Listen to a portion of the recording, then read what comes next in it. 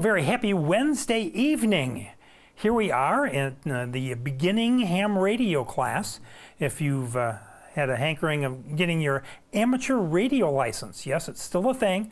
It's a great, fun hobby with wonderful people, and it's a worldwide endeavor. So I highly encourage you to get a ham radio license, and you get that by passing a 35-question multiple choice test, and that's what this class is all about, preparing you to take that 35-question multiple choice test, and also to understand the questions and answers and why the right answer is the right answer. And we'll give you some demonstrations and some other fun stuff along the way, because we're all about having fun and doing interesting things here in the class. So, and we're producing a TV show because we're streaming live to YouTube.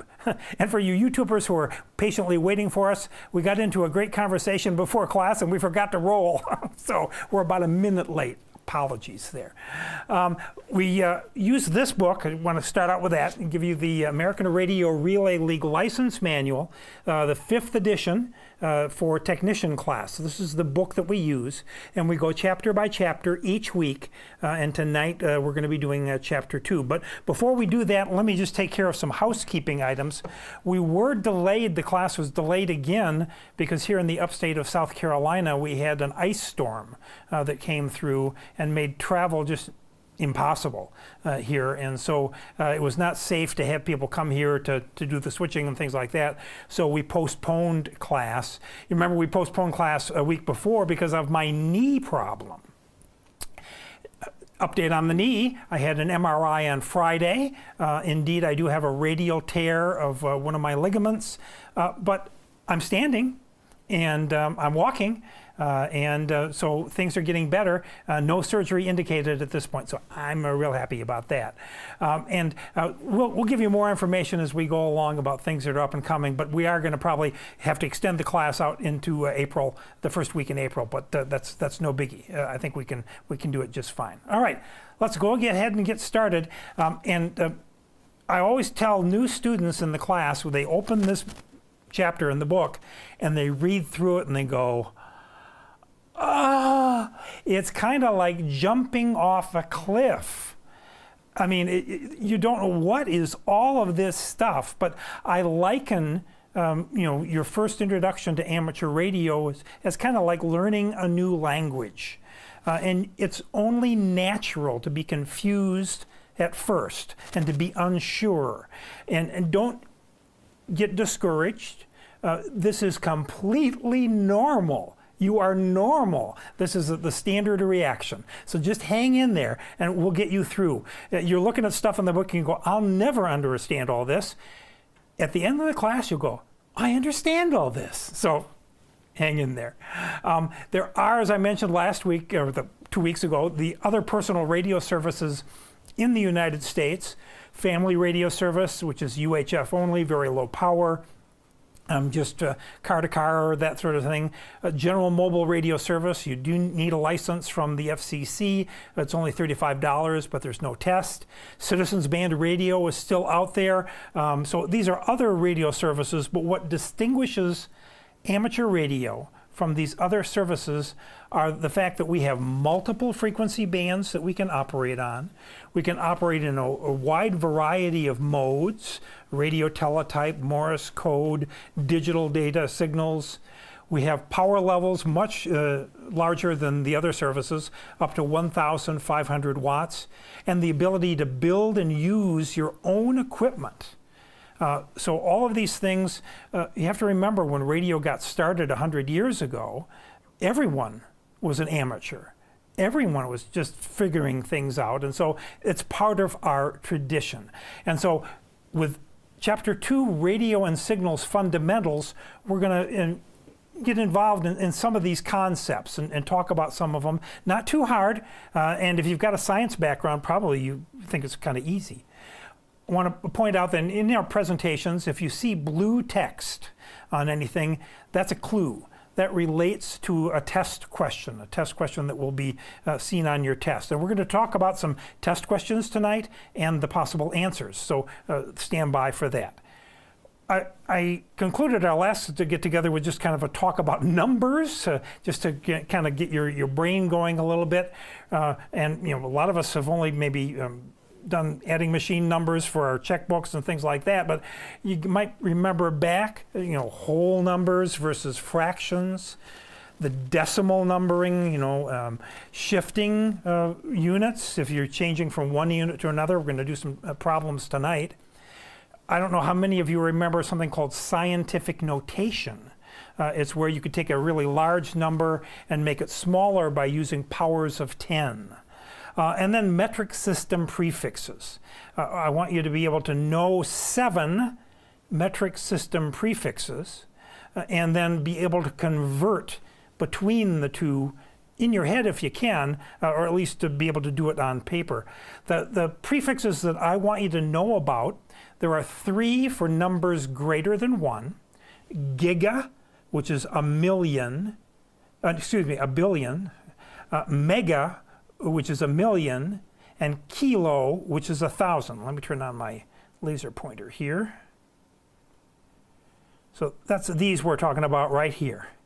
The symbol for those, again, base 10 if you're used to scientific notation, or just the number in basic numbers here. So these are above 1.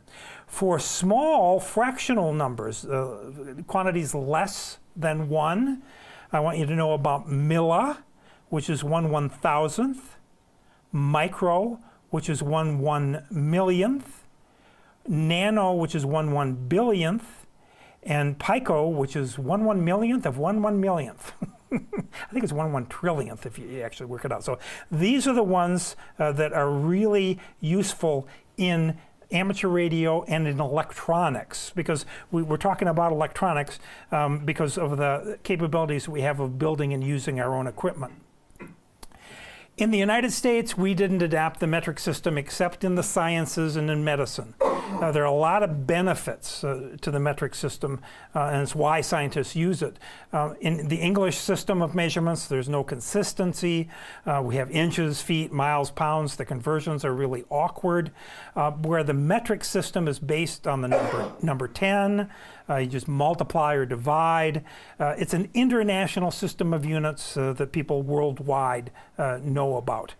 Now, powers of 10, you're already using powers of 10 every day. Where? What? How? What I want you to do is to think cash. Got any of that in your wallet? No, probably just plastic. But anyway, think about cash, and let me introduce you to my faraway place, Garyland. Welcome to Garyland. And the unit of currency in Garyland is the Gary buck. So here we have, here's 1 Gary buck. This was what we would call the base unit. Base units for length could be meters, could be feet, if we're going to go back to the English system. For weight, it could be in grams. Those are the base units. Well, in this case, the base unit is a Gary buck. And a kilo would be 1,000 Gary bucks. Mega would be 1/1,000,000 gigabucks. Giga would be 1/1,000,000,000 gigabucks. So here again, here's the base unit. It'd be nice to have a kilobuck, wouldn't it, in your pocket? That would be kind of handy. How about this, a megabuck? Yeah, I'd like to have a few of those, please. Maybe we could use this to solve our debt problems. 1 gigabuck. So those are for the numbers that are greater than 1. Those are the prefixes, the metric prefixes. Kilo, mega, and giga. Now for metric prefixes less than 1, there's milli, which is 1/1000th, micro, which is 1/1,000,000th, nano, which is 1/1,000,000,000th, and pico, or sometimes people will say pico, 1/1,000,000,000,000th. They're kind of small. Why do we think we need to deal with numbers that are that small? Well, we do. And capacitors, for example, a lot of radio frequency capacitors are measured in picofarads. Farad being the base unit for capacitance. So here in the Gary buck world, here we have 1 millibuck coin there on the left, or a microbuck coin, or a nanobuck, or a pico buck or pico buck coin. So think about this. If you'd like, here's a link, the URL down at the bottom. We'll provide a PDF of this presentation to you tomorrow. We'll give you a link to it with active URLs so you can just click on. A good discussion about converting between different units in the metric system. You will get it, I promise you, all right? Let's go on to something calming and more soothing. We're going to make some RF waves. And RF is an abbreviation that stands for radio frequency. And RF is radio frequency energy of any kind. So calming is, I like this photo here, ripples on a pond. If you were to throw one pebble out in the middle of the pond, you're going to get the ripples coming out from that pond. We've excited the pond and made waves on the pond. And if we were going to look at the waves on a sideways view, we'd be looking at their amplitude on their vertical scale, and then over time as the waves travel from the point of excitation. And so here we have a complete cycle. This is one cycle from the same point to the same point here. Goes up, goes back to zero, goes negative, goes back to zero, goes positive, back to zero, negative, back to zero. So this is showing us actually two cycles, two complete cycles on this graph. And we talk about frequency, or how often one of these cycles happens per second. So you have lower frequencies, medium frequencies, and higher frequencies. This is an illustration here so you can see what we're talking about here. And again, the definition, the frequency is the number of complete cycles in 1 second. And in radio, we use the frequency. You tune your radio to a frequency. If you still have an AM radio in your car, that number 1 in the middle there, that's 1 megahertz. 1 million cycles per second. We'll talk about hertz and cycles per second here in a minute. So that's the frequency. Now, if we want to know how long in time it takes to complete one cycle, now we're talking about time, that's known as the period. It's the number of microseconds, for example, to complete one cycle. So we have frequency and we have period. So here on this graph, or this could be an oscilloscope view, again, we have the amplitude on the vertical scale and time on the horizontal scale. And if we measured the time between here and here, we would be measuring the period. If we count the number of cycles that occur in 1 second, that's the frequency. There's a third definition that we use with radio waves, and that's called wavelength. And wavelength is defined as the distance of travel of a radio wave for one cycle. To complete one cycle, how far does it travel? And it has to do with the period of the unit, the radio frequency energy. So radio travels at the speed of light, 300 million meters per second. And we already talked about frequency versus period, and the mathematical relationship between those two is that period is calculated as t in seconds equals 1 over the frequency in hertz, or cycles per second. And so we can interpose, if we know the frequency, then we'll know the period. If we know the period, then we'll know the frequency. To determine wavelength, we have to know that radio travels at the speed of light, 300 million meters per second, and then we take the period of that wave and calculate what the wavelength is going to be. So the wavelength is the speed, 300 million meters per second, speed of light, times the period. Here's a 1 megahertz signal, or 1 microsecond, meaning that it would be a 300 meter wavelength signal. 1 megahertz is the same as 300 meters. Alternately, you can also look at it as wavelength equals 300,000, or 300 million, I should say, divided by the frequency in hertz. We have a shortcut for this formula coming up. So frequency versus wavelength, these are some definitions that you'll probably want to go back and review and read. Frequency, the number of cycles in 1 second. Wavelength, how far the radio wave will travel for one cycle of that. Higher frequency signals go shorter distances. Lower frequency signals, the wavelength is longer. They go at the same speed. They go at 300 million meters per second, but it's the wavelength that is going to be different. And we'll talk about why that's important for us here in amateur radio coming up. So again, if we have an antenna here, and we have this radio frequency signal, and one wavelength is from here to here, we use the peaks here in this case, we can measure that and we can give an answer in meters. We don't know what that is yet because I don't know what the frequency is. So wavelength and frequency are involved in radio frequency propagation. Propagation is how that energy gets from your antenna out into the ionosphere or into space to a receiving antenna at another location. And antennas are very important in amateur radio, and antennas are closely linked to wavelength. We'll show you that here in a second. The practical concept to consider, though, is frequency is where you tune your radio. Wavelength determines how big you build your antenna. And you see this nice chart here? It's on page 1-23 in your book. It doesn't look as nice there. Come back to me just for a second, Bruce, if you would.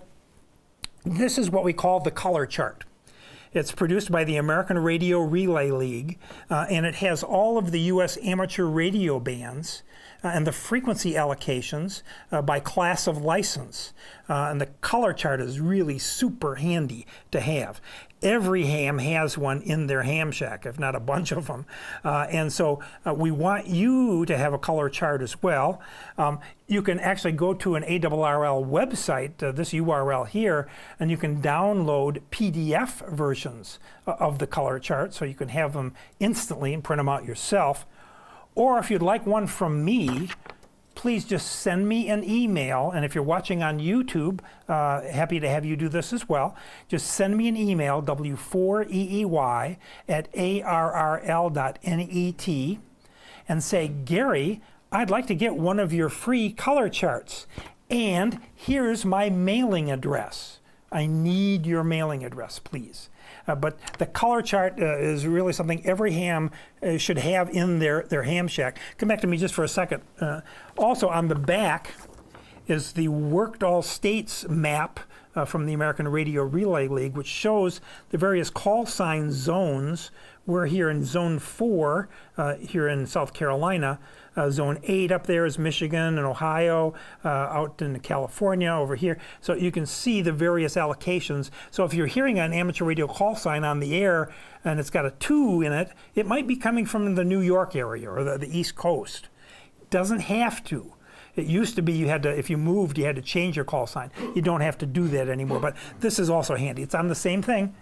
This is not laminated. You can see it's very glossy, but it's not laminated, but you could laminate it yourself and make it really long-lasting. I think you'll enjoy it. All right. Frequency. I mentioned cycles per second, which is an older concept. It's how often a sine wave or a radio frequency wave repeats in 1 second. And so 1,000 cycles per second is the same as 1 kilo cycles per second, or 1 kc. 1,000 kcs, we've gone up by a unit of 1,000, is equivalent to 1 mega cycles per second, or 1 MC, which is the same as 1 million cycles per second. I'm going to want you to be able to kind of convert between these units as best you can. All right, what's this about CPS and Hz? Hz is referring to Heinrich Hertz. Heinrich was a physicist in Germany, and to honor his work in radio, the scientific community changed cycles per second to hertz. And so now, instead of saying 1 kc, we would say 1 kilohertz or 1 megahertz. So to honor Heinrich. You can tell if you go to a swap meet or an old radio convention or whatnot, if the radio has MC or KC on it, as this zenith dial here, you know then it's pre-1970. Because that was before that convention was changed. Some of the Radio Shack scanners and things like this, though, you know, this is post-1970 because they have the megahertz and kilohertz indicated there. So what about all these frequencies in radio? Well, the radio spectrum is very much like the visible light spectrum. And here's the analogy that you see here. There are various different bands. There's the very low frequency band, the low frequency band, the medium frequency, also known as medium wave band. Here's AM broadcast radio. There's our 1 megahertz. High frequencies.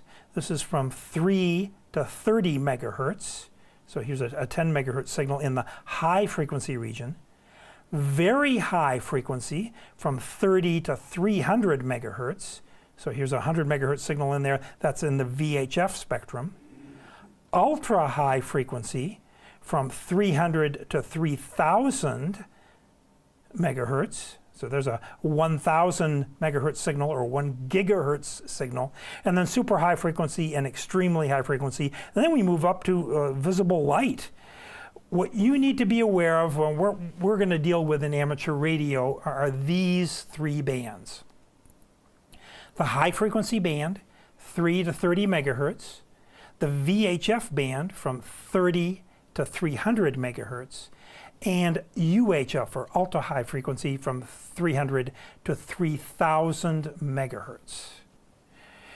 And the FCC is the organization that controls frequency allocations in the United States for civilian transmitting equipment, and you know they deal with all of the bands. We just have to deal with the allocations that we have, our subset of the frequencies that are available. Again, if you're going to an old flea market or something like that, you might find some of the older radios actually had their dials calibrated in wavelength as opposed to frequency. That's a really old convention, but they are out there. So I just want you to be aware of that. There is that direct relationship, though, between wavelength and frequency. And remember, the wavelength is the period, the distance that a radio wave will travel for 1 complete cycle of its RF energy. All right. So the relationship between frequency and wavelength, we call this the frequency wavelength pyramid. It has speed on top, frequency, and wavelength on the bottom. And what this is all about is to suggest some formulas. Speed in this case refers to the speed of light. Frequency, okay, we know what frequency is, and wavelength in meters. So from that pyramid, and knowing that travels at the speed of light, 300 million meters per second, we can come up with these formulas here. Frequency in megahertz is equal to 300 divided by the wavelength in meters. So if you know one, you can find the other. Or if you know frequency, you can find the wavelength by taking 300 and divide it by the frequency in megahertz. So to rewrite that pyramid, here we are with 300 on the top, frequency and wavelength on the bottom, and the idea is you put your thumb over what you want to find. So if you want to find the frequency, you put it over frequency and it tells you 300 over wavelength. That's how you can find the frequency. Or if you want to find the wavelength, you put your thumb over wavelength and it's 300 divided by frequency.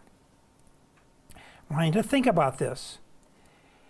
As frequency increases, wavelength will decrease. And as wavelength increases, frequency decreases. They're inversely related. All right, this is kind of silly, but it's a test question. The proper way to write megahertz is capital M, capital H, small z. Okay? And the proper way to write kilohertz is small k, capital H, small z. Okay.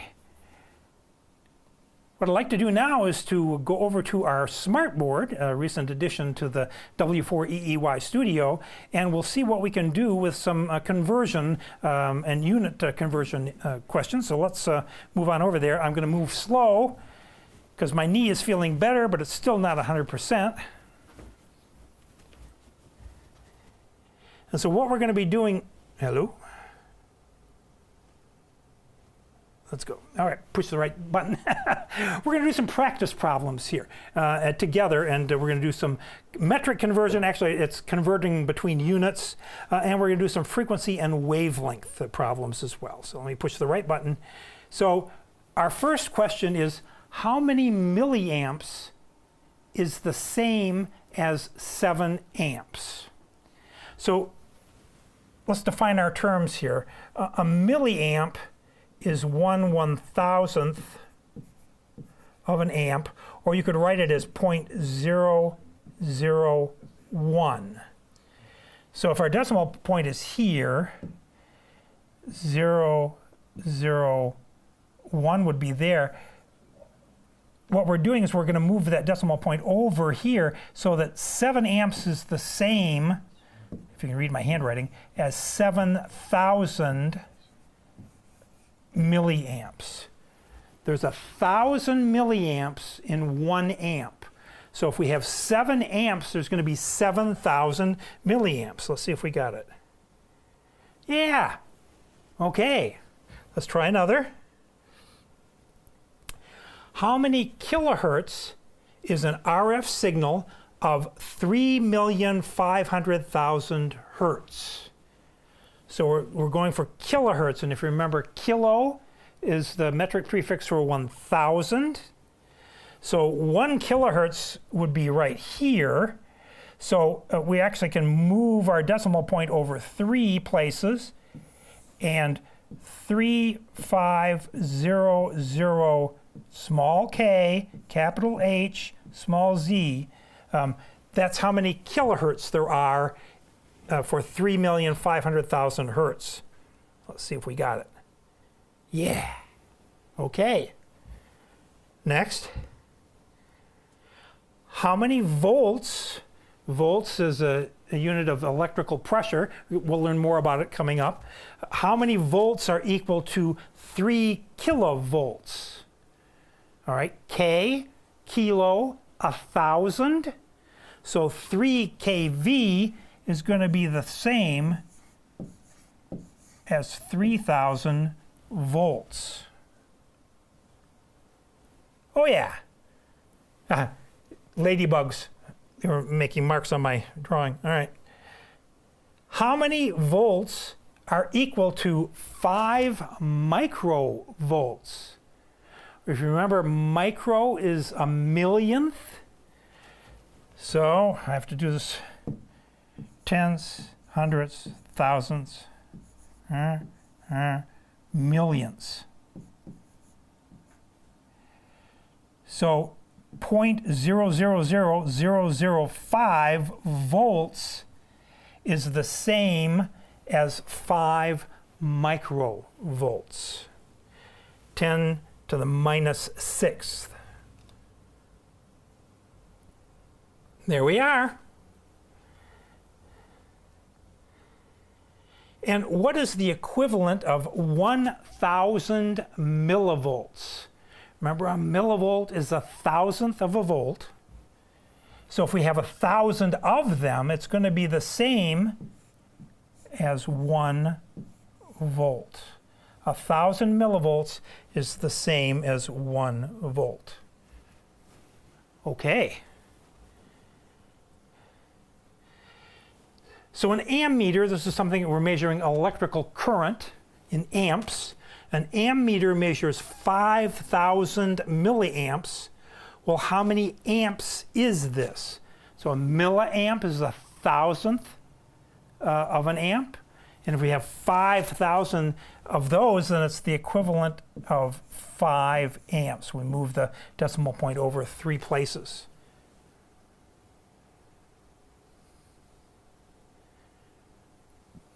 And a frequency readout shows 7.150 megahertz.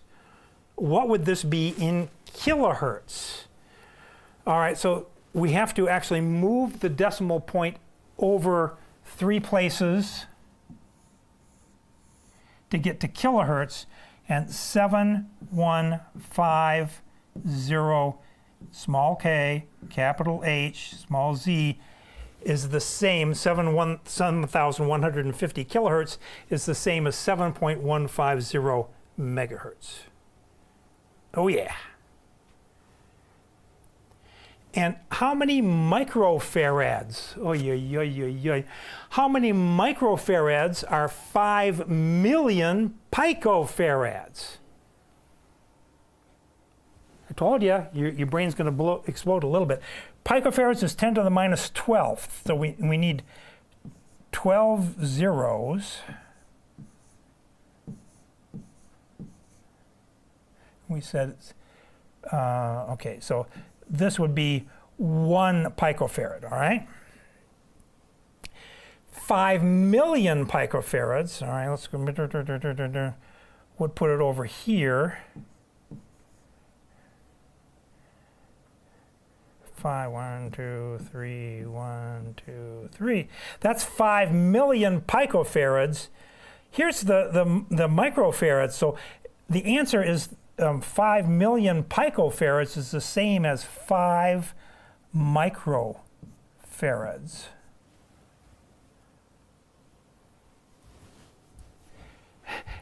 You're going to need to do a little practice and a little review on this, but you can get it. 21,500 kilohertz is what in megahertz? Megahertz is a million, kilohertz is 1,000. So we move the decimal point from here over to here, and 21.5 megahertz is the same as 21,500 kilohertz.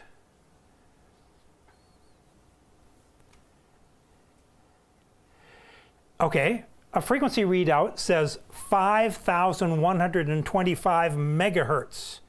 What is that in gigahertz? Well, gigahertz is the next largest unit, so we move the decimal point over 3 places, and it's the same as 5.125 gigahertz.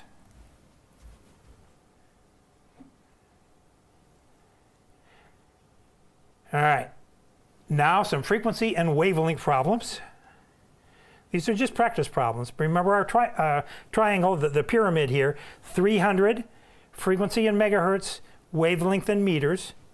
And our question is, the frequency is 14.2 megahertz.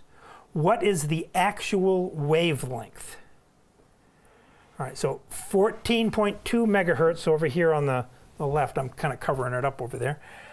So we know the frequency. We're trying to find the wavelength. So it's going to be 300 divided, whoops, stop that.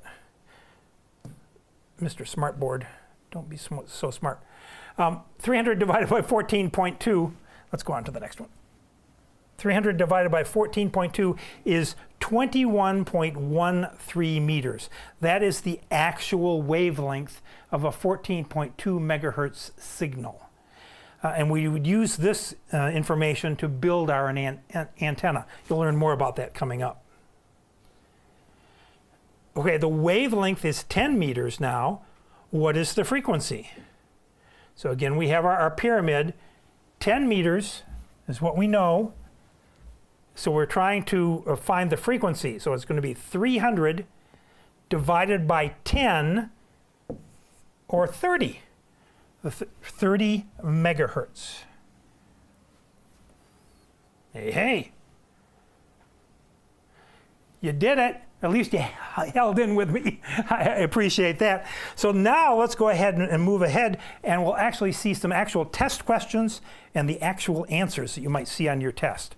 The trick is, these will be the same questions and answers. The answers will not be in the same order. So don't memorize A, B, C, or D. That won't do you any good. but we want you to understand what is the right answer. So for the folks in the Zoom classroom, you can go ahead and unmute and then shout out what you think the right answer might be. We have what we call the 3-second rule. We ask you to please wait 3 seconds, especially for those folks who are watching on YouTube, to give them some time to figure out what's going on. But yeah, so let's get started. Here's our first question. What is the relationship between wavelength and frequency?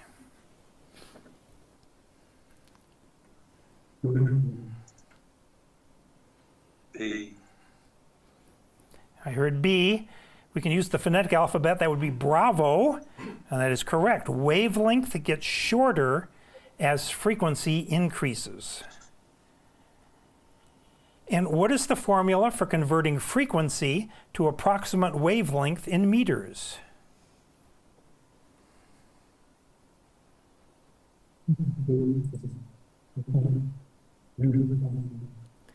So somebody's saying something, but it's not coming through clearly.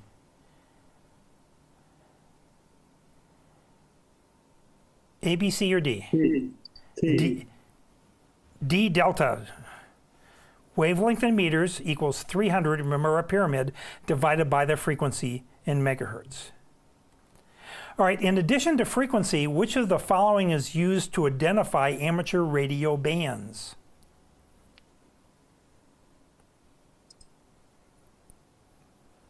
A. Yes, the approximate wavelength in meters, alpha. And what frequency range is referred to as VHF? Do you remember?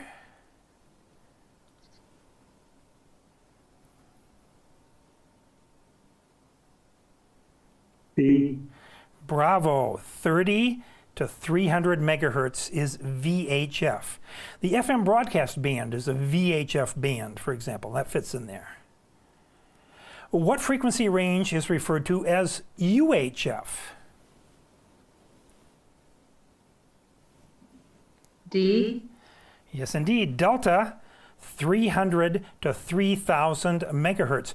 Note the units. I want you to pay careful attention. Here's megahertz, which is right, but they also have a 300 to 3,000 kilohertz. That would be wrong. So yeah, you did great.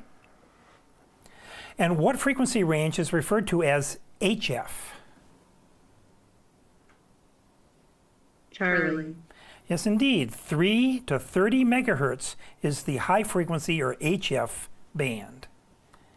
And what is the approximate velocity of a radio wave in free space?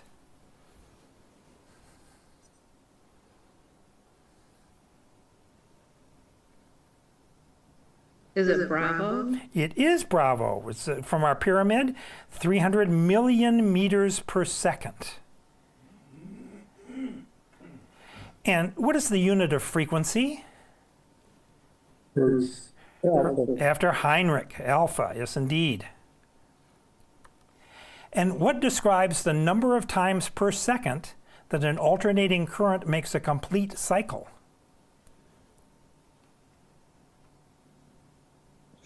D.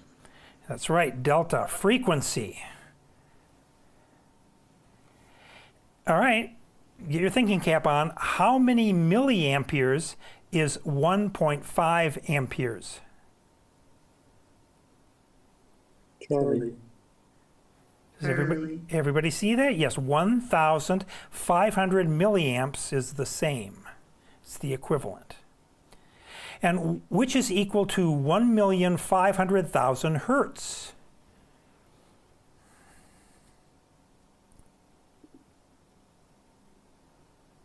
Bravo? You might think, but we have to look at the units there. It's alpha. It's alpha. If we're going to, 1,500 kilohertz would be the same. We're moving over 3 decimal places. This would be up in the gigahertz range up there. All right, which is equal to 1 kilovolt. Don't worry about it. You're getting it.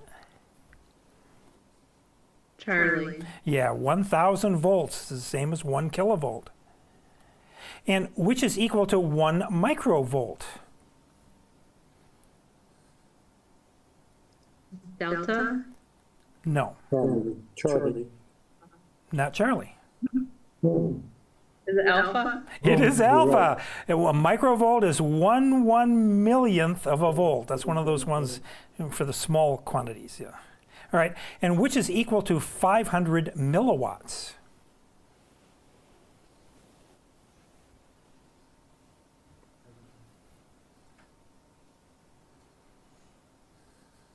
Probably. 500 milliwatts. 500, it's 1,000 milliwatts is 1 volt. So yeah, you're right. It's 0.5 watts. It's the same as 500 milliwatts. So which is equal to 3,000 milliamps? Delta, Delta, 3 amps is the same as 3,000 milliamps. You're doing great. And which is equal to 3.525 megahertz?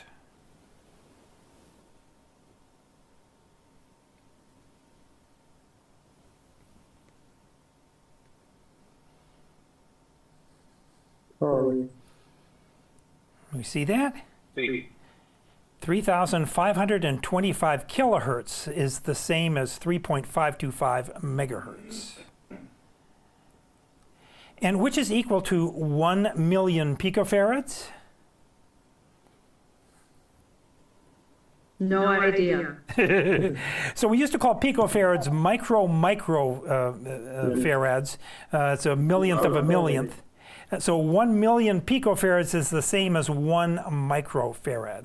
This is one you might have to memorize, but if you're going to be involved in electronics, you'll get the conversion down.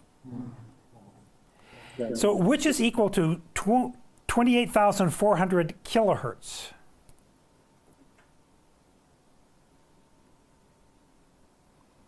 Delta.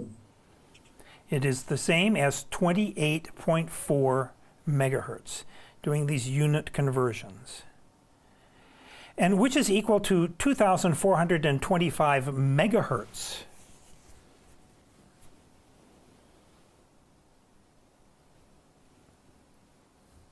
Charlie.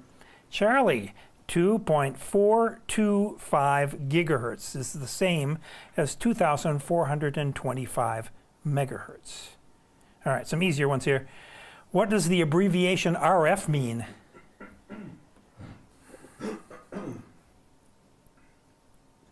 Radio. Yeah, radio frequency signals of all types. And what is the proper abbreviation for megahertz?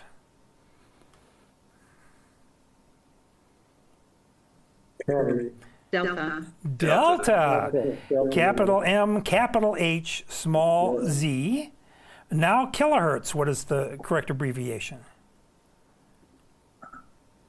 Delta, Delta. Yeah, small k, capital H, small z.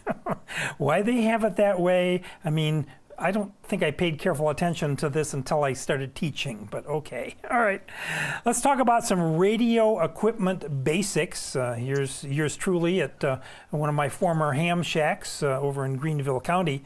But the basic amateur radio station is essentially this. It's a transmitter. It's got a transmitter on one side, a receiver, and a transmit receive switch which goes out to the antenna. Let's move over to the calculator cam for a second if you would, Bruce. I found this the other day. This is a blast from the past. This is a coaxial antenna switch. This was my TR switch, my transmit receive switch for my novice station back in 1969. I had a receiver off on one side, I had a transmitter off on the other side, and my antenna was connected here, and I would switch it manually back and forth between the transmitter and the receiver. That's a TR switch, and we see it here on the diagram, the TR switch here in the middle on the laptop. Now, back when I was a novice, I had an old Heath Mohawk receiver, and I had a Hallicrafter's HT40 transmitter doing just Morse code, but I lusted over something like the Kenwood twins. I drooled over the magazine photos of a separate receiver and a separate transmitter, and they could be locked together, and they had a built-in transmit receive switch built into the radios. Ooh, that was high cotton. But I never got the Kenwood twins. Nowadays, you don't see separate radios, separate receivers and transmitters. What we have now are transceivers. Transceivers have both receivers and transmitters built in to one unit. So here's a transceiver. And the transceiver is connected to various input devices like a Morse code key here, or a microphone if you're going to be doing, say, single sideband voice. Maybe a communications speaker or headsets to listen to what's going on. A lot of ham radio transceivers are originally designed for mobile use, so they're 12-volt units, so you have to have a power supply to go from 120 volts AC down to 12 volts DC. And then sometimes you want more output power. These are typically 100-watt radios. You can go to a power amplifier that might take it up to the legal limit, 1,500 watts, which is the legal limit in the United States. I'm just over here muting everybody because there's some noise. Okay. If you really want to spend your money, now you have to find them on the used market. This is an ICOM IC7851. This is a high frequency radio, so it's good for the area, actually lower than, but 3 to 30 megahertz. It'll actually go down to the medium frequencies as well. Beautiful radio. It was the top of the line in the ICOM system. They were about $13,000 when you bought them brand new. You don't need a radio of this caliber, but I just want you to know, and this is a high frequency radio, so you'd have to upgrade to general to get the best out of it. But just you can dream. So as I mentioned, this was my old ham shack over in Greenville County. I moved here to Anderson County about 4 years ago, and so I built a newer ham shack using the Flex radio system. So this is a Flex Maestro controller. You may have seen it as I was over on the other side at the smartboard. My logging software and control software for various parts of the station. I also have a VHF UHF station using a Yaesu FT991A. Also, I have another Kenwood transceiver here for FM for the local repeaters, etc. Antenna control units for directionality, power amplifiers. And actually, for my Flex radio, the radio isn't located in my ham shack. It's located out in a storeroom along with my amplifier. This is an RF Kit 1,500 watt amplifier for HF. I did it that way because I had 240 volts AC available here in the storeroom to power the amplifier, and antenna cables go out through the wall from the storeroom, and actually have my roof tripod on top of my shed here, my garden shed, and I have a K4KIO hex beam, a directional HF antenna up on top, plus some other antennas for VHF and UHF. We do have solar power here at the ham shack, Hamstead, and also some wire antennas. I've got some loop antennas, all sorts of different things. And then about a year ago now, I changed and I upgraded the ham shack radio from the Flex 6600, which is what I had been using, to this. It's an ICOM IC7760. It's an expensive radio, but not as expensive as the one I showed you earlier. But it's a very nice radio, and it fits in what I'm doing because the main radio unit is back in my storeroom with just the control head being in my ham shack. And we moved the Flex Maestro to the studio. And what I'd like to just show you, first off, let's go over to the calculator cam. Whoops, and don't trip, Gary. I walk like Frankenstein now because I don't want my knees to get twisted. But if we come over here, here's a typical radio that you might get as a new ham. This is the Baofeng UV5R. They're not recommended anymore. In fact, I'm not sure they're even sold anymore. But it's got a display, a frequency display, A and B here. You can also then change it so that it can give you the memory channel names. It's got a squelch control on the side. You can push to talk on the radio. Very inexpensive radios. This is not the radio I recommend. I recommend the TID Radio H3. Anyway, this is what I had handy. I wanted to show you this as one type of radio. This is a VHF and UHF radio. So those bands. FM only, frequency modulation. We'll talk more about that coming up. If we go over to the iPad now, if we could, Bruce, you take a look. This is the front panel of the Flex Maestro. This is an HF, or high frequency radio. Remember, we said that HF is from 3 to 30 megahertz. So the radio has actually 2 receivers. You can have actually up to 4, but here we're showing 2 receivers. And the first receiver is on 14,261 megahertz. It corresponds to this red line right here. I'm mistuned, but this is a single sideband signal in the 20-meter band. 14 megahertz is the 20-meter band. This is the A side of the radio. Whoops, didn't take it. And this is, we're on upper sideband with a 2.7 kilohertz bandwidth. On the B side, we're up in frequency a little bit, 14,270. That's this line right here. We're going to talk more about HF radio, VHF, and UHF, and we'll actually do some practical demonstrations. I just wanted to introduce you to take a look at that, and we'll look at signals, listen to signals, things like that. So, but remember, the HT that I talked about is a ham radio station, because in that HT is this. There's a transmitter, there's a receiver, and there's a TR switch, and the antenna is actually built into the radio. And HTs primarily are used to talk through amateur radio repeaters. Repeaters are similar to a conventional radio, except that they replace the TR switch with something special. So you transmit from a small walkie-talkie up to a radio repeater. The radio repeater, which might be located on a mountaintop, receives it and immediately retransmits it back out on a different frequency, which can be heard by another radio maybe 60, 70 miles away. That's how radio repeaters work, and that's how those little handheld radios can talk at great distance via radio repeaters. And the repeaters don't have a TR switch as such in the middle. They have something called a duplexer, which is a filtering system, very highly quality filtering system, that allows the transmitter and the receiver to be connected to the antenna at the same time. So the receiver receives the signal from your HT, sends it over to the transmitter, and the transmitter transmits it out on a different frequency. So a radio repeater kind of looks like this. This is the electronics, but this is the heart of it. This is the filter, the cavity filters that are used to allow the transmitter and receiver to be connected to the antenna all at the same time. All right. Oh, more questions. Well, should I say question?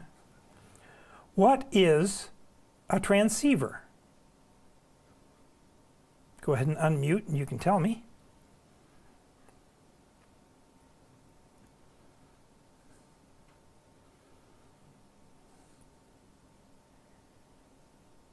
What do we think?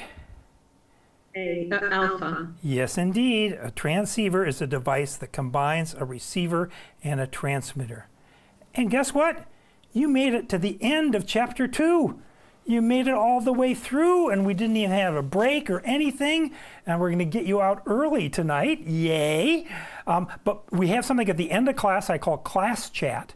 Are there any questions or comments? Let me go ahead and remove my spotlight so I can see you just a little bit better in the Zoom classroom. And so anyone on Zoom that's got any questions or comments?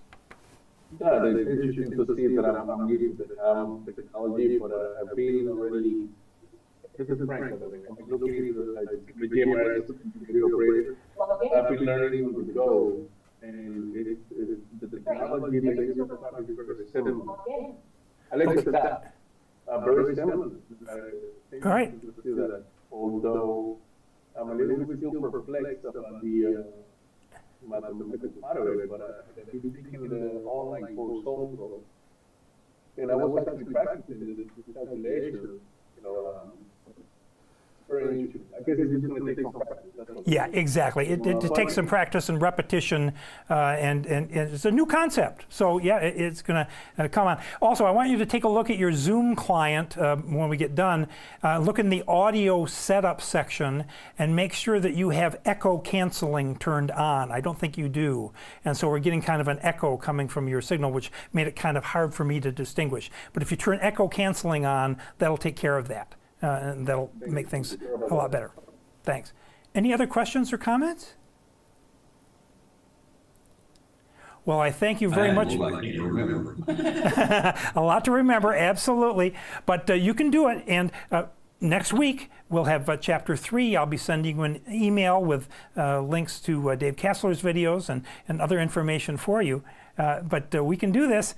Chapter 3 next week. Until then, I will say, the telegraphic abbreviation for best regards.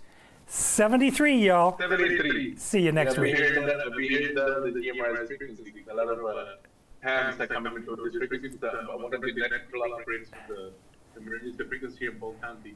So I keep hearing 73. I was like, what was that all about? Now we're getting to learn about it. Now you know. That's